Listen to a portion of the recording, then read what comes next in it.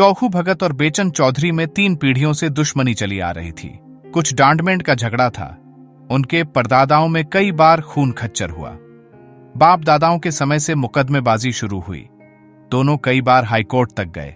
लड़कों के समय में संग्राम की भीषणता और भी बढ़ी, यहां तक कि दोनों ही अशक्त हो गए। पहले दोनों इसी गांव में आधे आधे के हिस्सेदार थे। अब उनके पास उस झगड़ने वाले खेत को छोड़कर एक उंगली जितनी जमीन भी नहीं थी। जमीन गई, धन गया, मान मर्यादा गई, लेकिन वह विवाद ज्यों का त्यों बना रहा। हाईकोर्ट के धुरंधर नीतिज से एक मामूली सा झगड़ा नहीं सुलझा सके। एक दल की भांग बूटी चौधरी के द्वार पर छनती तो दूसरे दल के चरस गांजे के दम भगत के द्वार पर लगते थे। स्त्रियों और बालकों के भी 2 दल हो गए थे। यहां तक कि दोनों सज्जनों के सामाजिक और धार्मिक विचारों में भी विभाजक रेखा खिंची हुई थी। चौधरी कपड़े पहने सत्तू खा लेते और भगत को ढोंगी कहते। भगत बिना कपड़े उतारे पानी भी न पीते और चौधरी को भ्रष्ट बतलाते। भगत सनातन धर्मी बने तो चौधरी ने आर्य समाज का आश्रय लिया। जिस बजाज पंसारी या कुंजड़े से चौधरी सौदे लेते, उसकी ओर भक्तजी ताकना भी पाप समझते थे। और भक्तजी की हलवाई की मिठाइयां, उनके ग्वाले का दूध और तेली का तेल चौधरी के लिए त्याज्य थे। यहां तक कि उनके आरोग्यता के सिद्धांतों में भी भिन्नता थी। भगत जी आयुर्वेद को मानते थे और चौधरी यूनानी प्रथा के मानने वाले। दोनों चाहे रोग से मर जाते पर अपने सिद्धांतों को न तोड़ते। जब देश में राजनैतिक आंदोलन शुरू हुआ तो उसकी भनक उस गांव में आ पहुंची।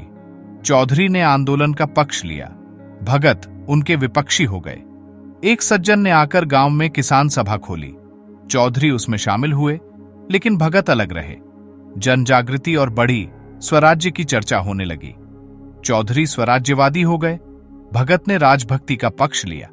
चौधरी का घर स्वराज्यवादियों का अड्डा बन गया, भगत का घर राजभक्तों का क्लब बन गया।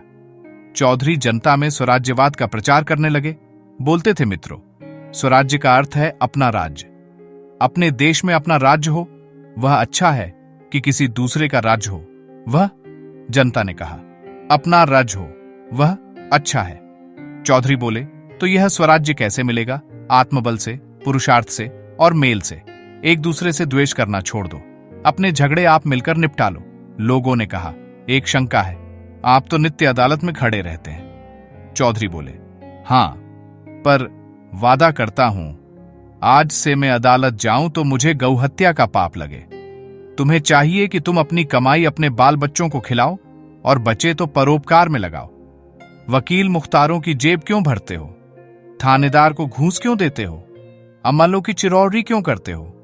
पहले हमारे लड़के अपने धर्म की शिक्षा पाते थे और वह सदाचारी, त्यागी, पुरुषार्थी बनते थे।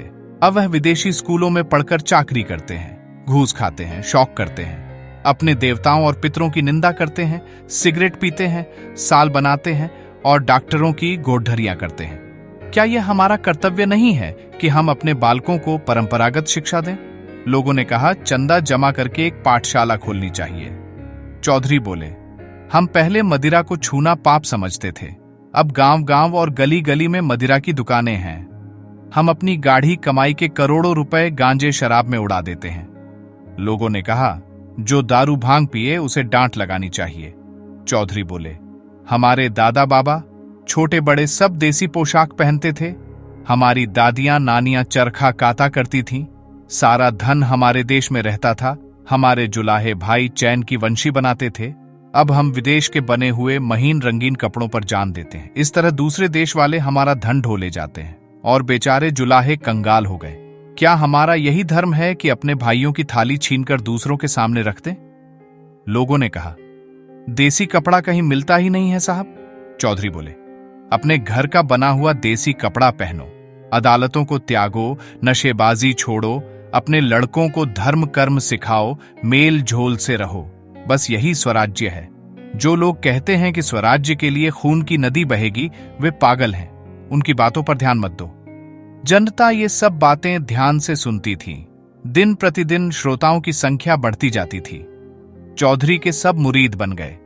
इसी तरह भक्तजी भी राजभक्ति का उपदेश बताने लगे कि भाइयों, राजा का काम है राज करना और प्रजा का काम है उसकी आज्ञा का पालन करना। इसी को राजभक्ति कहते हैं और हमारे धार्मिक ग्रंथों में हमें इसी राजभक्ति की शिक्षा दी गई है। राजा ईश्वर का प्रतिनिधि है, उसकी आज्ञा के विरुद्ध चलना महान अपराध है। राज विमुख प्राणी नरक का भागी होता है। लोगों ने कहा, भक्त जी एक शंका है, राजा को भी तो अपने धर्म का पालन करना चाहिए। दूसरी शंका भी है, हमारे राजा तो बस नाम के हैं, असली राजा तो विलायत के लोग हैं। और तीसरी शंका भी सुनिए, बनिए धन कमाना जानते हैं, लेकिन राज क्या करना जाने। भगत बोले, लोग तुम्हें शिक्षा देते हैं कि अदालतों में मत जाओ, पंचायतों में मुकदमे ले जाओ, लेकिन ऐसे पंच अब कहां हैं जो सच्चा न्याय करें, दूध का दूध और पानी का पानी कर दें। यहां सिर्फ मुंह देखी बातें होंगी। जिनका दबाव होगा उनकी ही जीत होगी, जिनका कुछ दबाव नहीं है वह बेचारे मारे जाएंगे। अदालतों में सब कार्रवाई कानून पर होती है, वहां छोटे बड़े सब बराबर होते हैं, मानो शेर और बकरी एक ही घाट पर पानी पीते हैं। जनता ने कहा, अदालतों का न्याय सिर्फ कहने को ही होता है। जिसके पास बने हुए गवाह और दांव पेंच खेले हुए वकील होते हैं, उसी की तो जीत होती है। वहां पर झूठे सच्चे की परख कौन करता है। भगत बोले, कहा जाता है कि विदेशी चीजों का व्यवहार मत करो, लेकिन यह गरीबों के साथ घोर अन्याय है। हमको बाजार में जो चीज सस्ती और अच्छी मिले वह लेनी चाहिए, चाहे स्वदेशी हो या विदेशी। हमारा पैसा मुफ्त में नहीं आता है कि उसे ऐसी वैसी स्वदेशी चीजों पर फेंकें। लोगों ने इस पर सवाल उठाते हुए कहा, जो भी हो, लेकिन हमारा धन अपने देश में तो रहता है, दूसरों के हाथ में तो नहीं जाता। अगर अपने घर में अच्छा खाना न मिले तो क्या हम विजातियों के घर का अच्छा भोजन खाने लगेंगे। भगत बोले, लोग कहते हैं लड़कों को विदेशी स्कूलों में मत भेजो, लेकिन अगर स्कूलों में न पढ़ते तो आज हमारे भाई बड़ी बड़ी नौकरियां कैसे कर पाते, बड़े बड़े कारखाने कैसे बना पाते। बिना नई विद्या पढ़े अब संसार में निर्वाह नहीं हो सकता। पुरानी विद्या पढ़कर पत्र देखने और कथा बांचने के सिवाय और क्या आता है आपको। लोगों ने कहा, हमें राजकाज नहीं चाहिए, हम अपनी खेती बाड़ी ही चाहिए। हम किसी के गुलाम क्यों बने। जो विद्या घमंडी बना दे उससे तो मूर्ख ही होना अच्छा है। नई विद्या पढ़कर तो लोग सूट बूट, घड़ी छड़ी और हैट कोट लगाने लगते हैं और अपने शौक के पीछे देश का धन विदेशियों की जेब में भरते रहते हैं। इसमें लोगों का भला कैसे होता है। भगत बोले, गांजा शराब की ओर आजकल लोगों की कड़ी निगाह है। नशा बुरी लत है, इसे सब जानते हैं। सरकार को नशे की दुकानों से करोड़ों रुपए आने से साल की आमदनी होती है। अगर दुकानों में न जाने से लोगों की नशे की लत छूट जाए तो बड़ी अच्छी बात है। वह दुकान पर न जाएगा तो चोरी छिपे किसी न किसी तरह ढूंढे चौगुने दाम देकर सजा काटने पर तैयार होकर अपनी लत पूरी करेगा। तो ऐसा काम क्यों करो कि सरकार का नुकसान अलग हो और गरीब रैयत का नुकसान अलग हो। मैं खुद ही एक दिन अफीम न खाऊं तो गांठों में दर्द होने लगता है, तो क्या हमारा दम उखड़ जाए और हम सर्दी पकड़ लें। लोगों ने कहा, सरकार अधर्म से रुपया कमाती है, यह उचित नहीं है। अधर्मी के राज्य में रहकर प्रजा का कल्याण कैसे हो सकता है। पहले दारू पिलाकर पागल बना दिया, लत पड़ी तो पैसे की मांग हुई। इतनी मजदूरी किसको मिलती है कि रोटी कपड़ा भी चले और दारू शराब भी उड़े। या तो बाल बच्चों को भूखों मारो या चोरी करो, जुआ खेलो और बेईमानी करो। शराब की दुकान क्या है, हमारी गुलामी का अड्डा ही तो है। चौधरी के उपदेश सुनने के लिए जनता टूट पड़ती थी। लोगों को खड़े होने की जगह भी न मिलती। दिन प्रतिदिन चौधरी का मान बढ़ने लगा। उनके यहां हर बार पंचायतों में राष्ट्रोन्नति की चर्चा रहती। जनता को इन बातों में बड़ा आनंद और उत्साह होने लगा। उनके राजनैतिक ज्ञान की वृद्धि होने लगी। वह अपना गौरव और महत्व समझने लगे। उन्हें सत्ता का अनुभव होने लगा। निरंकुशता और अन्याय पर अब उनकी तैयारियां चढ़ने लगीं। उन्हें स्वतंत्रता का स्वाद मिला। घर की रुई, घर का सूत, घर का कपड़ा, घर का भोजन, घर की अदालत, न पुलिस का भय, न अमला की खुशामद। सब लोग सुख और शांति से जीवन व्यतीत करने लगे।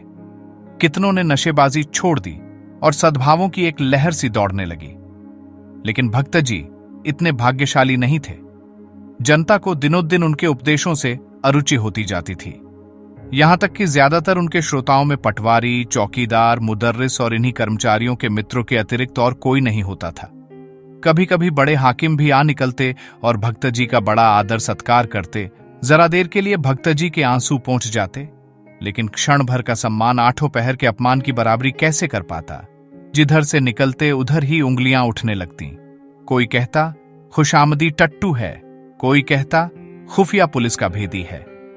भक्तजी अपने प्रतिद्वंद्वी की बड़ाई और अपनी लोक निंदा पर दांत पीस पीस कर रह जाते थे। जीवन में यह पहला ही अवसर था कि उन्हें सबके सामने नीचा देखना पड़ा। लंबे समय से जिस कुल मर्यादा की रक्षा करते आए थे और जिस पर अपना सर्वस्व अर्पण कर चुके थे, वह सारी धूल में मिल गई। यह चिंता उन्हें एक क्षण के लिए भी चैन नहीं लेने देती। हर वक्त समस्या सामने रहती कि अपना खोया हुआ सम्मान क्या करके पाऊं, अपने प्रतिपक्षी को कैसे हराऊं, कैसे उसका गुरूर तोड़ूं। अंत में उन्होंने चौधरी को उसी की सभा में पछाड़ने का निश्चय किया। संध्या का समय था। चौधरी के द्वार पर एक बड़ी सभा हो रही थी। आसपास के गांव के किसान भी आ गए थे। हजारों आदमियों की भीड़ थी। चौधरी उन्हें स्वराज्य विषय पर उपदेश दे रहे थे। बार बार भारत माता की जय जयकार की ध्वनि उठती थी। एक ओर स्त्रियों का जमाव था। चौधरी ने अपना उपदेश समाप्त किया और अपनी जगह पर बैठे।